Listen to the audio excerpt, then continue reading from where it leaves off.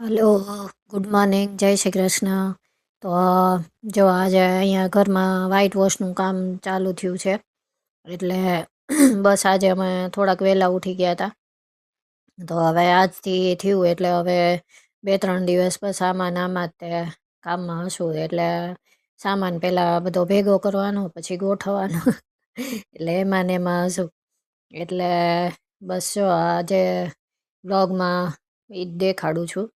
તો બસ અહીંયા બધે થોડું થોડું બધે કામ ચાલુ થઈ ગયું છે. તો અહીંયા જો અંદરના રૂમનો તે સામાન બધો ભેગો ને એવી રીતે કરી નાખ્યું છે.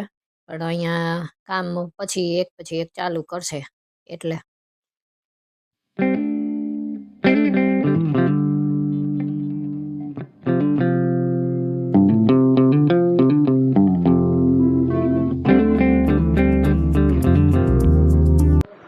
ગુડ ઇવનિંગ, જય શ્રી કૃષ્ણ. તો કેમ છો આપ સૌ? અત્યારે સાંજના 5:30 થઈ ગયા છે. અને કાલે જેમ મેં તમને થોડીક ઘણી ક્લિપ બતાવી કે વ્હાઈટ વોશ ઘરમાં ચાલુ થઈ ગયું છે. તો બસ હમણાં એક હજી આ રૂમ પત્યો, અંદરનો રૂમ પત્યો અને બહારનો રૂમ પત્યો છે. તો હજી નાના રૂમમાં બાકી છે. તો બસ ઘરમાં જો હમણાં હું તમને બતાડું બધું. અહીંયા તો અમે આ રૂમમાં તો ગોઠવી દીધું છે. એટલે બહુ હજી એકદમ સરખી રીતે નથી બધું ગોઠવ્યું, કારણ કે પછી બહુ થાકી ગયા હતા અમે બે. એટલે કારણ કે વ્હાઈટ વોશ હોય તો પણ બધો સામાન લઈ અને આપણે ભેગો તો કરી દેવો પડે આખા ઘરનો. એટલે નાના રૂમમાં બાકી છે હજી, ને રસોડામાં અને એની રસોડાની જે ગેલેરી હોય ને વોશિંગ એરિયા, એમાં ને થોડુંક એમાં હજી બાકી છે. અને થોડુંક ઓલું બહાર ટચઅપ ને એવું કરવાનું છે ને, એવું બધું બાકી છે. તો જો આ નાનો રૂમ તે તો અહીંયા એમને પડ્યું છે બધું. તો મેં તમને જેમ બતાડ્યું હતું કે હજી હમણાં જ મેં આ રૂમ સાફ કર્યો હતો આખો, ને પાછું આ બધું આ કપડાનું બધું સરખું કર્યું હતું ને પાછું બધું ભેગું કર્યું. એટલે અહીંયા કલર ને એવું થઈ જશે, પછી બધું થશે ત્યાં સુધી. તો હજી આ 2 દિવાલ, એક દિવાલમાં એક હાથ લાગી ગયો છે, પણ હજી બીજો હાથ મારવાનો બાકી છે. અહીંયા બહારના રૂમમાં થઈ ગયું છે. બહારના રૂમમાં થોડું ઘણું ગોઠવણ ને એવું બધું કરી નાખ્યું છે.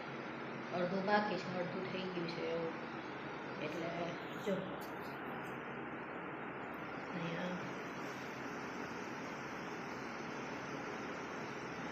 તો આ તો બધું ટેબલ ને બધું તો ગોઠવી દેવું પડે, કારણ કે એને કામ કરવાનું હતું બીરજુને. એટલે જો અહીંયા કામ કરે છે બીરજુ.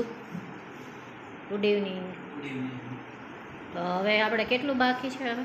ઓલા ભાઈએ કીધું કામ વ્હાઈટ વોશ 1.5 દિવસ જેવું થશે. અમુક ટચઅપ કરવાના છે, રીતે કલર મારવાનો છે, એક બીજો હાથ મારવાનો છે. તો એટલે હજી મેં કીધું એમ અંદરનો રૂમ બાકી છે, અને આ જે આ બાજુની ગેલેરીની બાકી છે. એટલે એટલું તો લગભગ થઈ જ જશે. પછી એકમાં પહેલાં એક બાર કરવાનું છે. હે બાર ડોર ઉપર કરવાનું. હા, એટલે ડોરની મેઇન ગેટની બહાર જે દિવાલ છે થોડી અમારી બાજુની એ કરવાની છે. એટલે એટલું થઈ જશે. એટલે પછી પાછું સામાન બધું ગોઠવશું ને કરશું. એટલે આજે તો અમારા 2 કિલોમીટર પૂરા થઈ ગયા, બહુ થાકી ગયા છે આજે.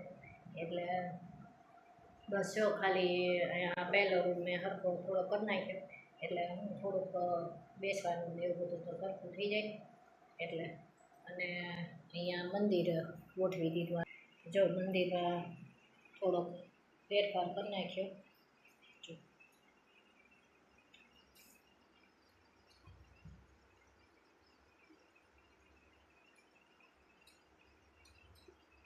એટલે અહીંયા નીચે બધી વસ્તુ રહી જાય એમને. અહીંયા ઉપર ભગવાન ગોઠવી દીધા. એ થઈ ગયું છે અને થોડુંક આ ફ્રેમ ને એ બધું અહીંયા જે લગાડવાનું હતું એ બધું લગાડી દીધું અને બાકી બધું બાકી છે. તો રસોડામાં પણ જો અરે સામાન બધો બહુ પડ્યો છે કેમ કે અંદરના રૂમમાંથી કાઢીને બધો અહીંયા મૂક્યો હતો એટલે રસોડામાં બધું પડ્યું છે. એટલે બસ હમણાં એટલે હવે કામ ને એવું બધું ચાલુ છે. એમને વાત તો કરી છે કે તરત થોડું જલ્દી કરી દે એમ, તો જલ્દી થઈ જાય ને તો પછી થોડાક દિવસમાં અમારે જવાનું છે, બહારગામ જવાનું છે એટલે એ બધી તૈયારી હજી કરવાની બાકી છે. બીજું કંઈ તૈયારીને કપડાંને એવું બધું કાઢીને એવું બધું રાખ્યું છે ખાલી, પણ એ બધું પેક કરવાનું ને બધું બાકી હજી. એટલે કારણ કે આ અચાનક આ કામ શરૂ કરાયું એટલે એ હવે પૂરું તો કરવું પડે બધું. એટલે બહુ સરસ સરપ્રાઈઝ છે તમારા માટે, જોતા રહેજો. હલો, ગુડ મોર્નિંગ, જય શ્રી કૃષ્ણ. તો કેમ છો આપ છો? અત્યારે સવારના 9 વાગી ગયા છે અને હજી ઓલા લોકો આવ્યા નથી, લગભગ 9:30 સુધીમાં આવે છે, એટલે 9:30 સુધીમાં આવશે. તો ત્યાં સુધીમાં મેં બીજું મારું કામ રસોઈનું ને એવું બધું થોડુંક હવે તૈયારી કરી નાખી છે, એટલે હું એ આવે ને તો આપણે એના આડા ન આવીએ. તો બસ જો અહીંયા બધું હતું એ બધું એમને આ બધું અહીંયાથી સાફ કરી નાખ્યું. કાલે બધું પડ્યું હતું એ, અને ઓલા મોટા રૂમમાં જવા દીધું છે બધું. અને અહીંયા રસોઈમાં જે આ મોટા કુકરમાં ભાત મૂકી દીધા છે અને અહીંયા દાળ મૂકી છે, ફોતરાવાળી મગની દાળ હોય ને એ દાળ મૂકી દીધી હોય ને એમાં બહુ ભાવે છે, એટલે શાકનું હોય ને તો પણ ચાલે એટલે. અને અહીંયા લાલુ તો બીરજોઈ તો આજે ઘરેથી જ કામ કરે છે. જુઓ, ગુડ મોર્નિંગ.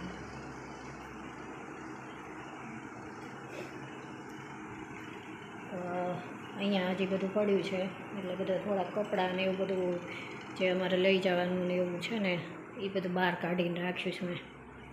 એટલે તો અડધું કામ ને બધું થઈ ગયું છે ને અડધું બાકી છે બધું. તો આજે છે ને બહુ થાકી ગઈ છું, એટલે થાક બહુ લાગે ને એટલે મને છે ને એવું થાય ઊંઘે ન આવે એમ, પગ ને એવું બહુ દુખતું હોય ને એટલે બસ હવે આજે પતી જાય ને કામ તો સારું. આજે આવે ને એટલે એને કહેવું છે કે જલ્દી કરી નાખે ને તો સારું એમ. તો આજે કદાચ લગભગ તો પતી જ જશે, કારણ કે એક જ રૂમ હવે બાકી છે. પણ પછી જે સામાન ગોઠવવાનો અને એ બધું હોય ને ભેગું કરેલું ને એટલે એમાં તે બહુ થાક લાગે પછી. એટલે આજે નાનકડો બ્લોગ કરું છું, અને તમને મારું મંદિરનું સેટઅપ કેવું લાગ્યું મને જરૂરથી કહેજો. અને જો પસંદ આવે તો એક લાઇક આપી દેજો અને મારી ચેનલને સબસ્ક્રાઈબ કરો. Thank you. જય શ્રી કૃષ્ણ.